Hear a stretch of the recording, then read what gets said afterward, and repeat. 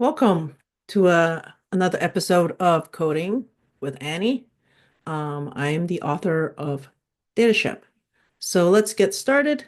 This is a very popular question, customer spend question, because it has two tables. It has a table about customers and a table about their orders. So let's look at the question. Find the customer with the highest daily total order cost between 12/1 and 12/25. If the customer had more than one order on the single day, sum the order cost on a daily basis. And it's a two-parter. So one is find the customer, which customer had the maximum daily spend for all the customer who made a purchase within this period. So output the customer's ID, first name, total cost of the items, and the transaction date. You should only have one row. Okay, so let's look at the customer table. Has a few things. It has a customer ID, looks like. Has their first name, last name, and their city. Look at the orders. Order has an ID, so that seems like an order ID. Cust ID, so that looks like a customer ID. And then transaction date, the date that they made a purchase. Description, some details about the transaction, and then the costs, the total transaction cost for that particular transaction. Okay, so let's do some exploratory analysis. So let's always take a look at now I selected Postgres 17 and I can hit the run button, or I can do a command return, or if you're on Windows, alt return. So that's what it looks like. And then let's look at the orders. Okay. So because this is a customer ID and we need to know, the customer name and customer ID. So let's join the two tables.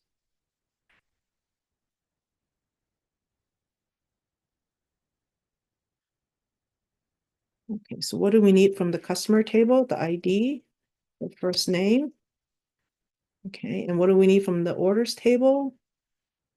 Transaction date, transaction cost. We don't really need the details. Okay, and then we're going to join it on c.id. And then orders is called cust ID. Let's take a look at what that looks like. Okay, great. So you see Avril had a bunch of costs. And then I think there was some people, let's order it by customer ID so we can see it better.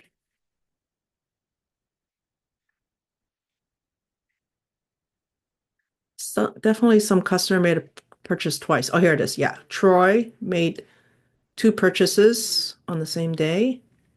And I think that looks about it. So because we have people that might have made multiple orders on the same day, so let's sum them.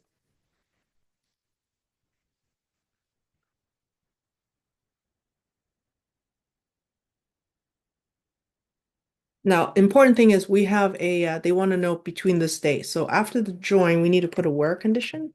Transaction date between 2024.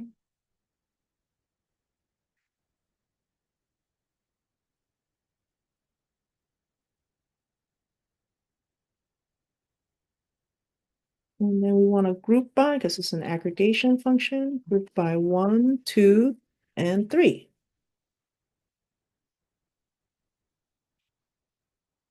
Great. So remember Troy had multiple purchases on this day. So now it's summed to 420. Now, if we want to make sure, see, we can always count it too. Count how many transactions there are as a transaction count.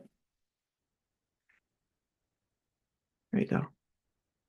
Oh, Bonnie has two purchases on the transaction on this day too. And Troy had two transaction, and Frida has two transactions. Okay. So let's take a look at the question again. The question is, which is the person with the maximum daily purchase within this period. So all we have to do is order by total transaction cost descending. Let's make sure this works. There it is. And since they said they only wanted one, we'll just limit one. Great. See? One. So I'm going to save this off. That's our answer number one. Now, the second one is a little bit trickier because let's back up a little bit. Let's not show all of them, right? Now we could have just says the top 1, 2, 3, 4, 5, 6 or something like that. There's 6 customers. I mean, what, 6 customers? But if you look at it, Bill, it could be very well that Bill could have made another purchase on 12/23 that was $405, and then Bill would have showed up here twice. And we can't really do it that way. So we need to use window functions. So if we did this, we're almost there. So let's see what this looks like again. So here it is. Okay. So we're going to say we're going to use table expressions again with customer daily spend as. Okay. So make sure our table expression is working. Okay. So now what we want to do is c.id, actually there's no c dot anymore. ID first name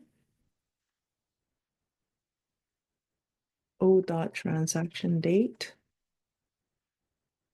We have total transaction cost, right? So we run it from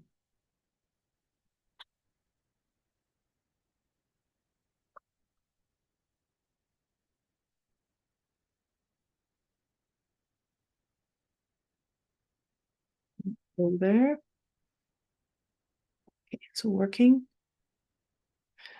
Now we just want to find the maximum daily purchase for each customer. So Bill would be comparing only Bills and Frida comparing only Frida. So what we can do is use a ranking function.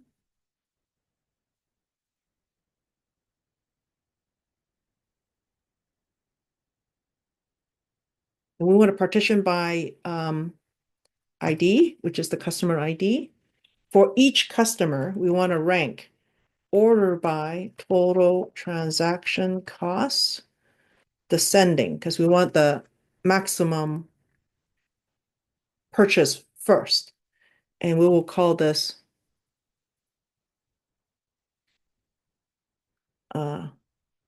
amount rank, say. Okay. And then we can order by ID so we can see what it looks like. Total transaction cost. Order by. So if we look at Avro, the total transaction cost here is $139.99 because it's ranking this from highest to lowest. This will get rank 1. And then Bill here will have 409.20 and 275. So this will get ranked 1. And for Troy, for this day, you have 420.50. So this will be rank 1 and so on. So because we can do this, and now we can wrap this as a table expression. Make sure we chain it with a comma. And then customer spend rank as. Make sure it's still working. Oop. Oop. There's the semicolon. Oh, sorry. Spend rank. There you go. So all we have to do now is because we want the first one, we just go where amount rank is 1. So if we look at it here, Avril had the highest spend on 139.99, and that is on this date, 12/15, and so on. Bonnie, Bill, Troy, and Frida. Okay, now if you don't actually want the rank here, you can actually name all the columns besides the rank. There you go. So this answers the question number 2. I'll put each customer's date, here's the date, the transaction of their highest spend, and the highest spend. There you go. That's another episode of Coding with Annie. If you enjoy this and this is educational and you learned something, please hit subscribe and like.